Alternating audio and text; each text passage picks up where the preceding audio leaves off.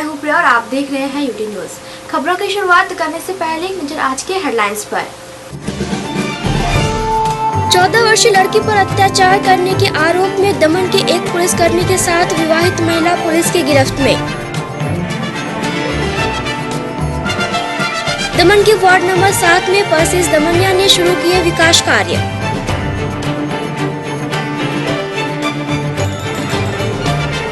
और सिलवासा में होने वाले नगरपालिका चुनाव में मोहन डेलकर ने मतदाताओं से वोट करने की अपील।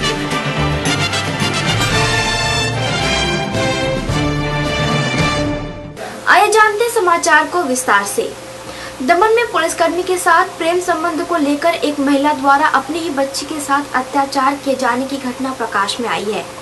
दमन पुलिस ने विवाहित महिला के साथ प्रेम संबंध में जुड़े पुलिसकर्मी को अपनी हिरासत में लिया है। दरअसल नानी दमन के खारीवाड़ क्षेत्र निवासी मंजूबेन विश्वनाथ का किसी वालजी वाठेर नामक पुलिसकर्मी के साथ पिछले काफी समय से प्रेम संबंध चल रहा था, जिसके चलते रोजाना महिला के घर पर वालजी वाठेर का आना जाना भी लगा रहता था। ऐसे में मंजूबेन की 14 वर्षीय बच्ची को इस बात का पता चलने पर कई दिनों से उसे घर के एक कमरे में ही डरा धमका कर बंद रखा गया था। इतना ही नहीं बल्कि माता मंजूबेन द्वारा इस बात को लेकर अपनी बच्ची के साथ अत्याचार भी किया जाता था। जहां इस बारे में जानकारी मिलने पर एक एनजीओ की मदद से नानी दमन पुलिस द्वारा महिला और पुलिसकर्मी दोनों के खिलाफ मामला दर्ज किया गया। वहीं इस मामले के तहत कार्रवाई करते हुए वालजी वाठेर पुलिसकर्मी को गिरफ्तार कर लिया गया है और अधिक तफ्तीश जारी है। कल एक ऐसा मामला जो सामने आया था जिसमें एक 14 साल की लड़की ने उसकी मदर और एक पुलिस का स्टाफ है वालजी वाठेर, उनके ऊपर ऐसा एलिगेशन था कि उनके घर पे आना जाना और मदर के साथ इलिसिट रिलेशनशिप थे। तो उसके तहत उसकी मदर उसकी लड़की को 2 दिन से बंद करके रखा था और टॉर्चर कर रही थी। इसमें ये दोनों शामिल थे।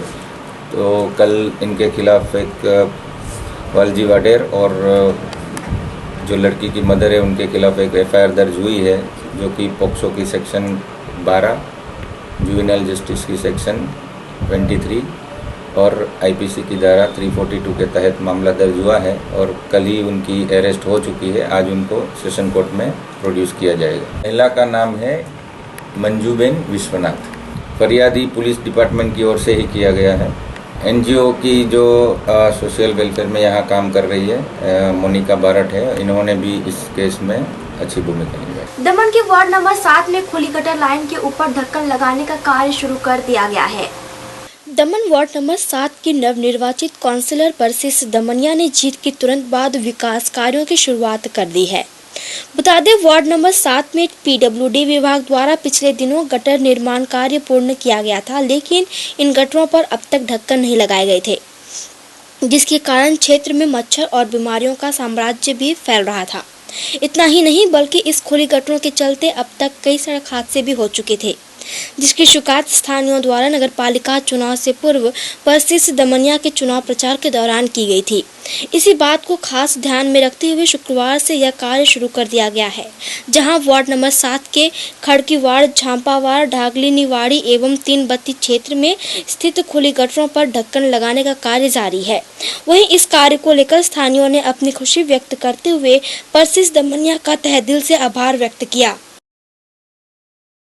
વોર્ડ નંબર 7ની કાઉન્સિલર છું હું। મારા બધા વોટર્સોને બહુ થેન્કફુલ છું જે લોકો મને ચૂંટીને લઈ આવેલા છે।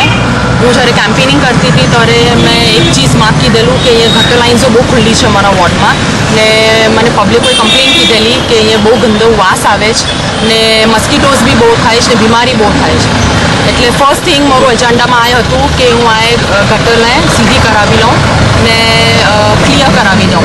ફર્સ્ટ થિંગ મેં આવીને આ કાર્ય કરાવ્યું જેનાથી પબ્લિક બહુ ખુશ છે મારાથી ને હું પ્રોમિસ કરું છું મારા વોટર્સોને કે આગળ ચાલતા જે કંઈ કામ હશે તે હું બધા કરતી છું। કયા કયા એરિયાની ગટર લાઇનને તમે બનાવડાવી હમણાં? એક તો ખાટકીવાડમાં જે બહુ મોટું ખુલ્લું હતું ગાબડું તે, પછી ઝાપાબારમાં હતું, ડાકલીની વાડીમાં હતી ને અહીંયા તાનબટ્ટી।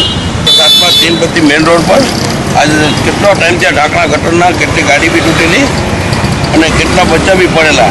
આજે આવતા વેત ફેલાવેલા દમણિયા સાહેબની મિસિસે આ કામ કરેલું? વોર્ડ નંબર 7માં આ ગટરના બધા ઢાંકણાઓ ખુલ્લા હતા, સ્કૂટરવાળા પડતા હતા, ગાડીવાળાઓ પડતા હતા અંદર, અને કેટલા વખતોથી કોઈ એના પર ધ્યાન આપતું જ નહીં હતું. અને આ પરસીસ દમણિયા, એસપી દમણિયા જેઓ વોર્ડ નંબર 7માં ચૂંટાઈને આવી અને તરત જ બીજે કે ત્રીજે જ દિવસે એઓને અહીંયા ઇન્સ્પેક્શન કરી કામ કરાવી, એનું લેવલ કરાવીને સીધું ક્લિયર કરાવ્યું. તેનાથી આ વાસ આવતો હતો એ પણ નીકળી ગયો અને મચ્છર માખા એ બધું થતું હતું એ બી ક્લિયર થઈ ગયું. એટલે આપણે વોર્ડ નંબર 7ના ઉમેદવાર પરસીસ દમણિયાનો હું સરોજ જાલ મેદોરા ઘણો આભાર માનું છું અને એસપી સીટનો બી ઘણો આભાર માનું છું કે તરત જ આ પગલું ભરીને અમારું સીધું કામ કરાવ્યું. दमन स्वास्थ्य विभाग द्वारा स्कूली छात्राओं के लिए HIV एड्स के विषय पर कार्यशाला का आयोजन किया गया। मोटी दमन स्थित PSC के CSC सभागार में गुरुवार को स्कूल एड्स एजुकेशन प्रोग्राम अंतर्गत कार्यशाला का आयोजन किया गया, जहां स्वास्थ्य विभाग द्वारा आयोजित इस कार्यशाला में दमन के सभी स्कूलों के 9वीं कक्षा की 3 छात्रों को खास आमंत्रित किया गया था। इस दौरान किशोर अवस्था में होने वाले बदलाव, उन्हें क्या एहतियात बरतनी चाहिए और किसी को ना कैसे कहना जैसे खास मुद्दों पर इन छात्राओं को विस्तार पूर्वक जानकारियां दी गई। साथ ही HIV एड्स, गुप्त रोग एवं किशोर स्वास्थ्य के विषय पर भी वीडियो प्रोजेक्टेशन के माध्यम से समझाया गया। कुल मिलाकर HIV एड्स जैसी गंभीर बीमारी के प्रति इन छात्राओं को जागरूक करने का प्रयास किया गया। गौरतलब है कि देश में फैल रही एड्स बीमारी की रोकथाम के लिए स्वास्थ्य सचिव संदीप कुमार एवं स्वास्थ्य निर्देशक डॉक्टर KY सुल्तान के आदेश पर यह कार्यशाला रखी गई थी। आज यहाँ पे स्कूल एड्स एजुकेशन प्रोग्राम के अंतर्गत 9th स्टैंडर्ड के बॉयज जो लड़के हैं उनको बुलाया हुआ है। दमन के सारे स्कूलों से हमने ये बच्चों को बुलाया हुआ है और हर एक स्कूल से 3 बच्चे यहाँ पे आए हुए हैं। इसके अंदर आज हम लोग इनको ड्रग एब्यूज, दूसरा एडोलसेंट हेल्थ, किशोर अवस्था में होने वाले बदलाव और परिवर्तन क्या क्या होता है ये इसके बारे में, और HIV एड्स के बारे में पूरी जानकारी देने की कोशिश कर रहे हैं। और इसका मकसद ये है मेन कि इन बच्चों को हम लोग पीयर एजुकेटर तरीके बोलते हैं, जो कि ये अपने स्कूल में जाके सारे स्कूलों को, स्कूल के अंदर के जो बच्चे हैं इनके साथ जो पढ़ने वाले, इनको ये सारी डिटेल इंफॉर्मेशन वो स्कूलों में जाके देंगे, ताकि हमारे दमन दीव के अंदर HIV एड्स का स्प्रेड ना हो। और जो एक सोशल एटमॉस्फेयर होता है वो भी हम बरकरार रखने की कोशिश कर रहे हैं। दूसरी बात कि जो ड्रग एब्यूज, आजकल के जो लड़के हैं सिगरेट गुटखा खाने के लिए अधीन होते हैं, तो इन लोगों को उससे भी हम लोग डिटेल जानकारी देंगे कि इससे क्या क्या हानियां होती है। अगर आज इनको हानि बताएंगे कि इससे आपको हानि क्या होगी या नुकसान क्या पहुंचेगा, तो ये फ्यूचर में जाके ये कभी उसकी लत उनको लगेगी ही नहीं। तो ये हम लोग आज प्रयास कर रहे हैं और इसके बारे में हम लोग बता रहे हैं। वापी में बाइक सवार युवकों द्वारा एक व्यक्ति के हाथ से मोबाइल छीनकर फरार होने की बात सामने आई है। दरअसल गुंजन निवासी एक व्यक्ति गुरुवार रात करीबन 9:30 बजे के आसपास टहलने निकले थे। इसी दौरान बाइक सवार 2 अज्ञात युवक इस व्यक्ति के हाथ में से मोबाइल छीनकर फरार हो गए। ऐसे में GIDC पुलिस थाने में यह मामला दर्ज करवाया गया है, जिस पर कार्यवाही जारी है।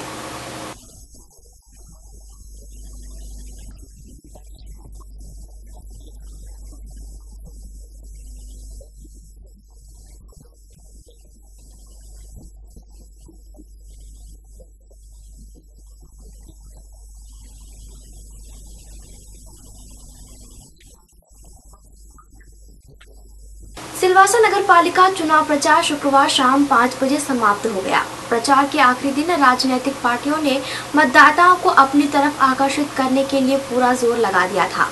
दाना प्रदेश अध्यक्ष मोहन डेलकर ने भी वार्ड नंबर 12 में डोर टू डोर चुनाव प्रचार किया।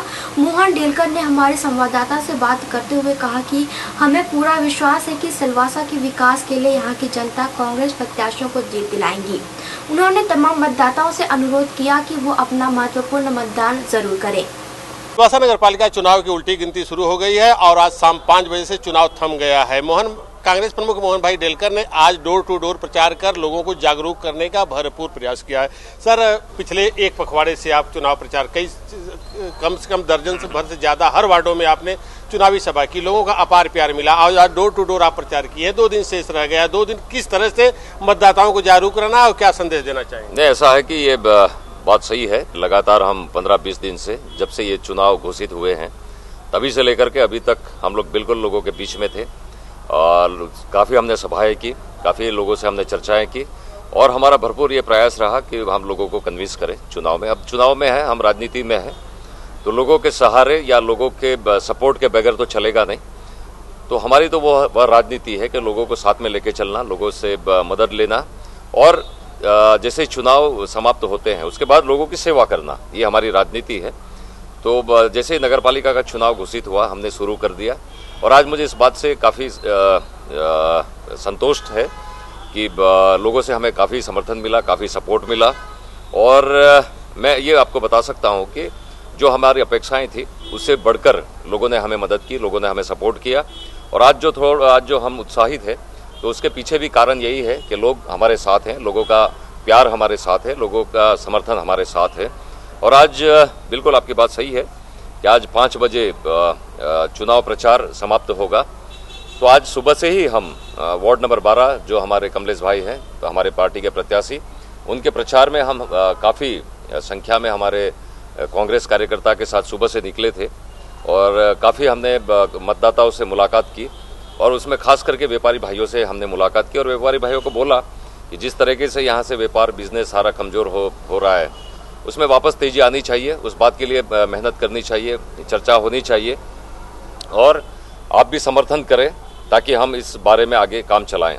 तो व्यापारियों से मुलाकात हुई हमारी, काफ़ी इस वार्ड में रहने वाले काफ़ी हमारे भाई बहनों से भी हमारी मुलाकात हुई और मुझे इस बात की खुशी है कि जहाँ जहाँ हमारी भेंट हुई, जहाँ जहाँ हमारी मुलाकात हुई, वहाँ पर काफ़ी उत्साहित मुझे हमारे मतदाता नजर आए और ख़ास करके कांग्रेस पक्ष के लिए और हमारे कमलेश भाई के लिए उत्साहित नजर आए और ऐसा लगा कि सारे वार्ड के सारे लोग कमलेश भाई को चाहते हैं, कमलेश भाई को मदद करना चाहते हैं और ये इच्छा है सभी की कि कमलेश भाई वापस यहाँ से चुन के आए, ये सभी की इच्छा है। ये देख करके मुझे अच्छा लगा और 12 नंबर वार्ड के लिए आज मैं आपको इतना कह सकता हूँ कि 12 नंबर हमारा आज पक्का हो चुका है और यहाँ से कांग्रेस प्रत्याशी कमलेश भाई जीत के आ रहे हैं। सर, विरोधी दल लामबंद हो चुके हैं, कांग्रेस की ताकत को रोकने का हर तरह से प्रयास करने की कोशिश किया जा रहा है, सभी समाज को, दर एक समाज को बरगलाने का काम किया जा रहा है। तो उन्हें किस तरह से 2 दिन जागरूक रहना है, सतर्क रहना है और जवाब देना है? देखो, ऐसा है कि विरोध पक्ष के पास और कोई मुद्दा है नहीं, वो आधारहीन और जिसका कोई बेस नहीं है ऐसे आरोप लगाते हैं और इसका जवाब हम दें उससे पहले सिलवासा शहर के जनता ने दे दिया हमें मदद करके और उनको ये बता दिया कि जो सिलवासा का विकास हुआ है, जो काम हुए हैं, उसमें कांग्रेस का और कांग्रेस की नगरपालिका का बहुत बड़ा सहयोग है।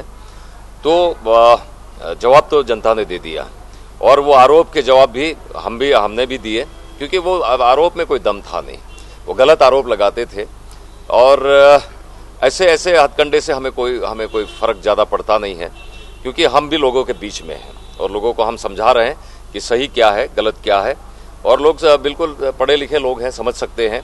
तो मैं आज ये कह सकता हूँ कि कितने भी हथकंडे इन्होंने आजमाने की कोशिश की है, लेकिन लोग जो सच्चाई है उसी को साथ देंगे, उसी रास्ते को चुनेंगे जहाँ अच्छा भविष्य है। और इसी बात का आज चुनाव के अंतिम चरण में आपको देखने को मिल रहा है, हमें देखने को मिल रहा है कि लोगों ने जवाब देना शुरू कर दिया है। बाकी 2 दिन बचे हैं, हम लोगों से मिल भी सकते हैं, बातचीत कर सकते हैं। हम ओपन में कुछ प्रचार तो नहीं कर सकते हैं और आचार संहिता का हम पालन करने वाले लोग हैं, हम आचार संहिता पालन करने वाली हमारी पार्टी है। तो ऐसा कोई हम काम नहीं करेंगे जहां आचार संहिता का भंग हो। हम हमारे मतदाता से बात करते रहेंगे, हमारे कार्यकर्ता को बात करते रहेंगे और ये मैसेज देते रहेंगे कि सभी को वोट के लिए जागरूक करना है, सभी को वोट के लिए मैसेज देना है और हमारे पक्ष को मजबूत करने के लिए जो आपको मेहनत करने की आवश्यकता है वो भी आप करें। ये सारे मैसेज हम हमारे कार्यकर्ता को देंगे और हम अलर्ट भी रहेंगे, कोई गलत काम ना हो या फिर हमारे किसी लोगों को परेशानी ना हो और अच्छे से चुनाव हो, अच्छे से लोग मतदान करें, उस दिशा में हम लोग भी अलर्ट रहेंगे और सचेत रहेंगे। सर, लोकतंत्र की मजबूती और सिलवासा के विकास के लिए 100% मतदान होना बहुत जरूरी है, तो मतदाताओं को किस तरह से जागरूक करें कि वह वोटिंग जरूर करें? बिल्कुल, ये बात आपकी बहुत जायज़ है और सही भी है। मतदान करना बहुत बड़ी बात है और ये हमारा मौलिक अधिकार है प्रजातंत्र में, लोकतंत्र में आपके वोट से ही, हमारे वोट से ही शासन बनता है। ये हमारा ढांचा है, ये हमारा संविधान है।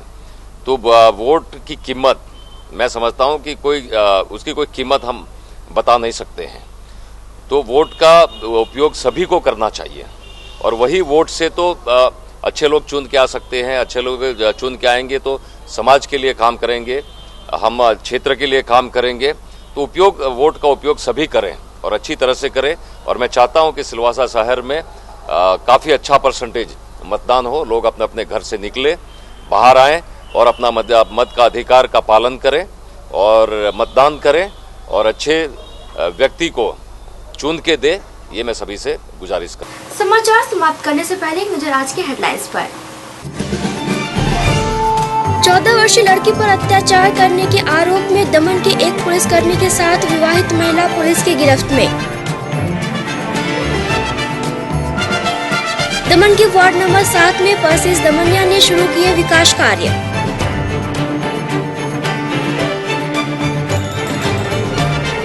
और सिलवासा में होने वाले नगरपालिका चुनाव में मोहन डेलकर ने मतदाताओं से वोट करने की अपील।